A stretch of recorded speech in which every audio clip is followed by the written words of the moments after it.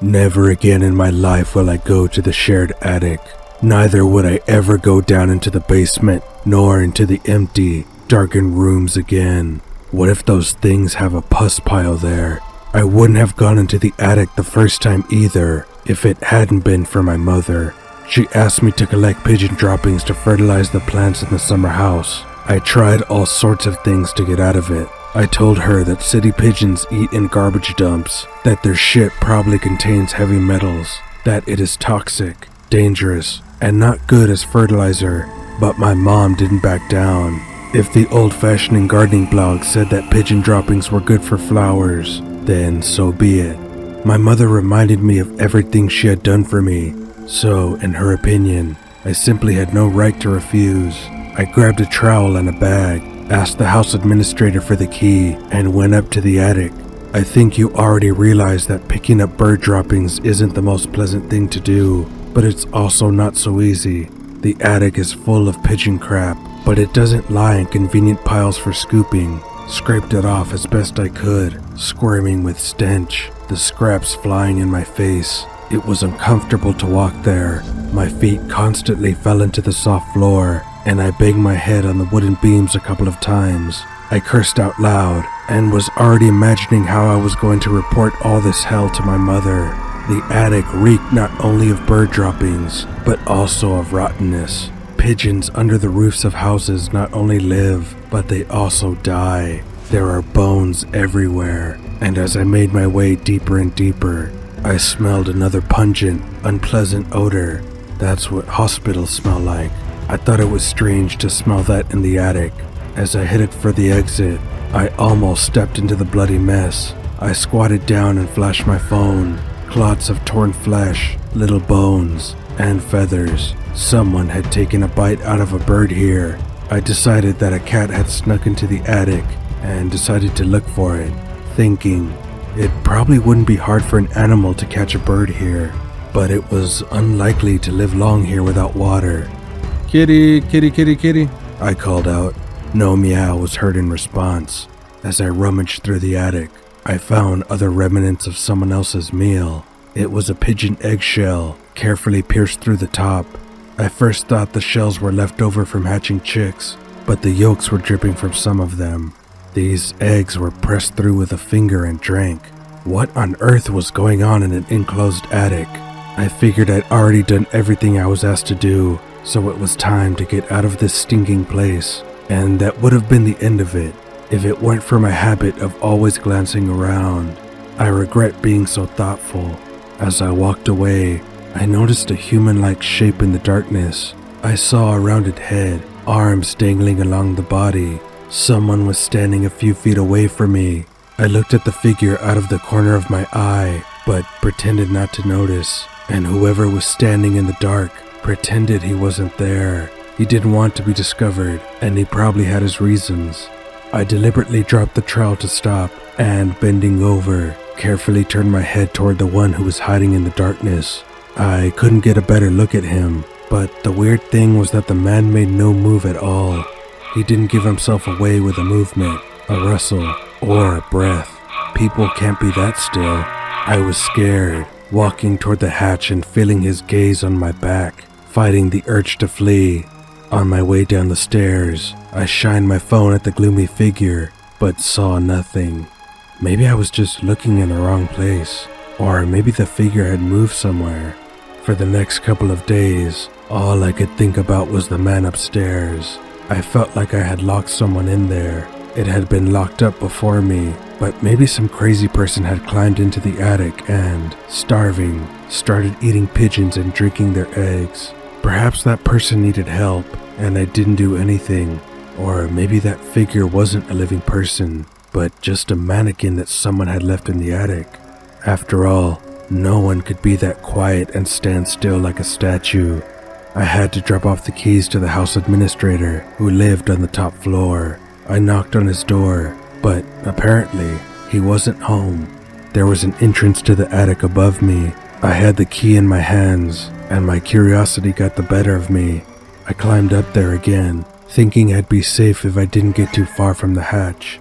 At that moment, someone pushed me in the back. I fell and dropped my phone, and someone picked it up right away. The hatch behind me was slammed shut. I found myself in the darkness, and someone dragged me by the legs. It wasn't just one creature. There were several of them. They staggered about in the darkness like shadows, making no sound. "Help!" I screamed, and then someone's icy hand clamped it over my mouth. A pungent chemical odor hit my nose, making my lungs sick to the stomach. I wheezed and coughed. Even when the palm was removed from my face, the unbearable stench remained in my nose. "Shut up!" someone muttered, as if he had to make an effort to get a sound out of himself. I couldn't take one more touch of that stinking hand, so I kept my mouth shut. The smell of formaldehyde is hard to confuse with something else. It's used to embalm corpses in morgues. My eyes adjusted to the darkness, and now I could see the outlines of the creatures. There were 3 of them. They backed away from me, crawled between the beams, and stood in a circle as if they were going to discuss something. I sat down with my back against the brick pillar. The 3 figures had human outlines in the darkness, but they didn't move like people, but rather like puppets.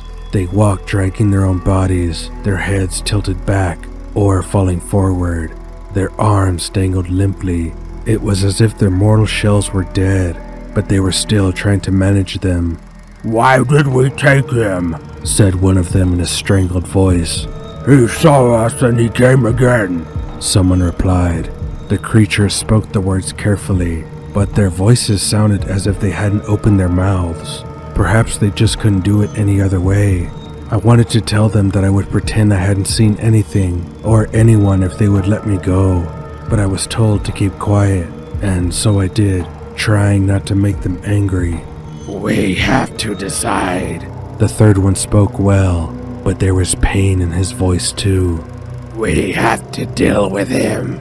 When I heard that, I pleaded, "Please, just let me go. I don't want anything from you." The creatures approached me again, filling the space with a suffocating stench. My eyes were so accustomed to the darkness that I could make out their faces. It was 2 men and a woman. The one who spoke quite well was the worst looking. His face was covered with black rotten spots. The second man's face was shrunken and wrinkled like dried fruit. His eyes and nose drowned in deep wrinkles. The woman's face hung like a rubber mask, and her lips didn't move when she said something. The 3 were dressed like beggars, in whatever rags they could find.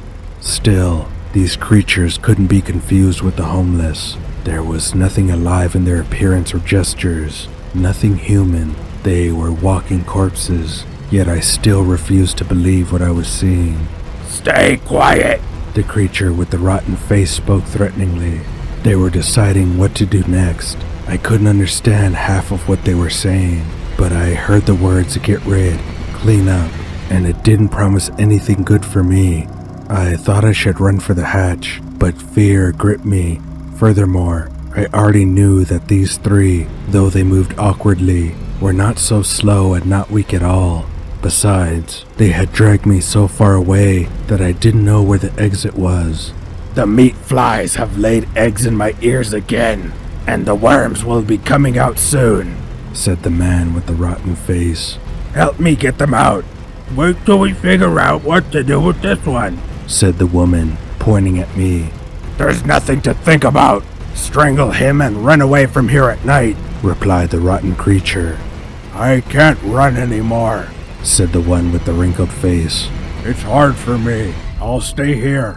"Anyway, if we eat him, somebody may come and find us," said the rotten one. "I'm not a killer," said the woman. It seemed to be impossible. It must have been my brain's way of protecting me. My body was shaking like a fever, but somewhere in the back of my mind was a blind faith that somehow everything would resolve itself and I'd be home again. A woman with a sagging face approached me. She sat down in front of me and gave me a choice. If I didn't want to be killed, I had to stay with them until they could figure out where to move to. It took her a long time to say those words. I replied that I didn't mind them living here at all. The woman said their leader wouldn't believe it anyway, and wouldn't let me leave alive. "What's your name?" I asked, wanting to gain confidence. "I don't have a name anymore," the woman said. "I'm dead. Names are for alive people, and we are dead." "What do you mean you're dead?" I still refused to believe it.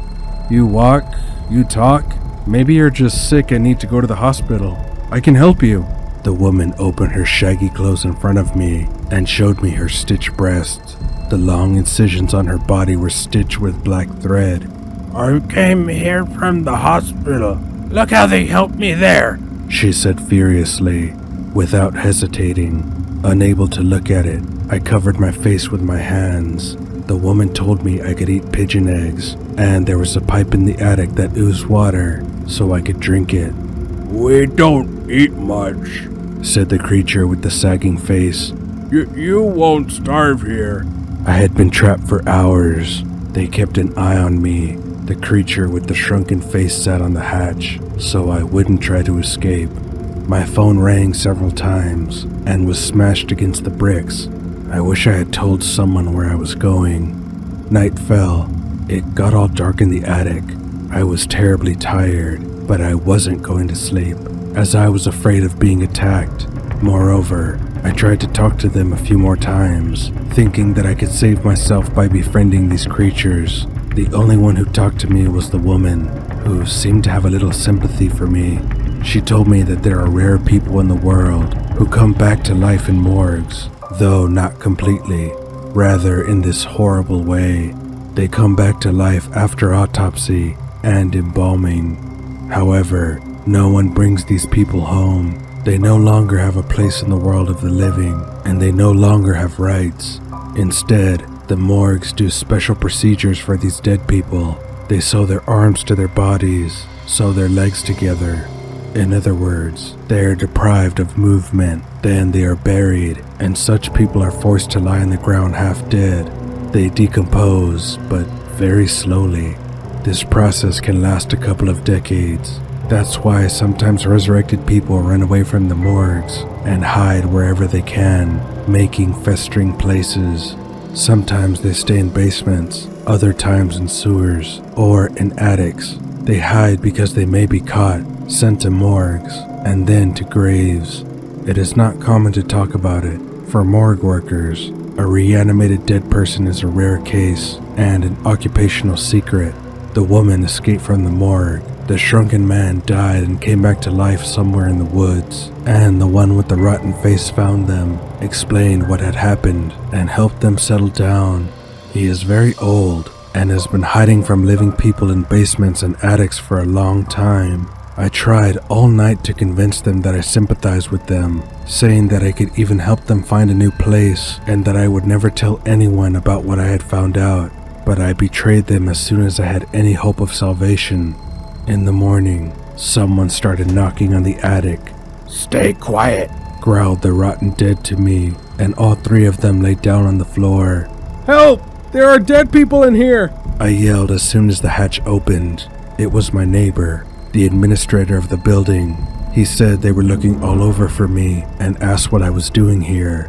I ran to the hatch, but still, I was scared until the last moment. I thought these creatures would try to grab me, but they just stayed down. Luckily, I was saved. The neighbor spoke to me, clamping his finger over his nose, saying that I smelled worse than a bum. I told him that strange people were keeping me in the attic. The neighbor locked the hatch and called the police. I warned the cops that those creatures could be dangerous and that they probably couldn't be killed by bullets. One of the officers looked at me like I was crazy. A few minutes later, the police returned from the attic and said that there were dead bodies lying inside. I didn't see the bodies being taken away, and I was asked to stay home. Everyone thought I was out of my mind. The police walked up and down our staircase all day long, asking me about what had happened, as well as requesting me to sign some papers. The investigator asked why I had sat in the attic for so long after finding the dead. My answer was that I had seen these people alive, and they were holding me captive. You were shocked. The policeman told me. You must have seen the bodies, got scared, and thought something was strange. They were both dead, and they'd been dead for a long time. Both of them? I asked him again. Yes, we found 2 corpses there, a man and a woman. The investigator answered. They died at different times.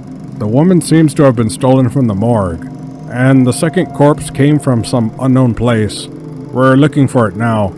Only 2? I wondered. There were 3 of them. No one took my words seriously. I was told that if there had been a third, they would have found him, and he couldn't have escaped. Dead men don't run. I asked what the corpse of the man found looked like, though I had already guessed which of the dead men was missing. The one in charge with a decayed face, who had advised the others to kill and eat me. I was asked if I knew anything about how the corpses could have got into the attic. Mr. Officer, let's make it clear. I know everything. I said. You deal with the dead a lot, and you know that sometimes they come back to life and escape from the morgues. After these words, they didn't talk to me anymore. They only advised me to seek help from a psychiatrist because I was completely confused in my fantasies. It wasn't as if these police officers were lying to me. I don't think they've ever really dealt with such cases. Then who catches runaway dead people? I went to a psychiatrist after all because I had been living in fear for a very long time, thinking that the escaped dead man would come back for me to get revenge. I developed a neurosis and couldn't sleep properly. Now, after the treatment, I'm not so scared anymore. Obviously, that dead man has enough problems even except for me. He has to hide from people all the time, so he wouldn't be buried in a coffin. I tried to find any information about such cases. Also, I've read about the Lazarus syndrome, but it is not the case. There was no information in the official press about cases where the dead were resurrected after autopsy and embalming. However, there are many legends and tales of the resurrected dead returning from their graves. In these tales, they were called ghouls. They strangled, killed living people, and drank blood. Perhaps all this was invented to justify cruelty to those who weren't finally dead. It's just that people never wanted the living dead scrambling around among them. In the olden days, they used to cut the tendons in the legs of the dead and tie their hands and feet together. Are those special procedures? They keep it a secret now, but we ourselves don't want to know anything about what they do to the dead in the morgues. Even though these 3 men attacked me and were going to kill me, I think they did it because they just didn't want to end up in their graves. I have no idea what it's like for you, but for me, death is scary. However, it's much scarier to be that rare person who is resurrected in the morgue, to be the one who will have to decompose alive for decades in a coffin underground, or to hide in pus with other dead people. None of these options sound good to me.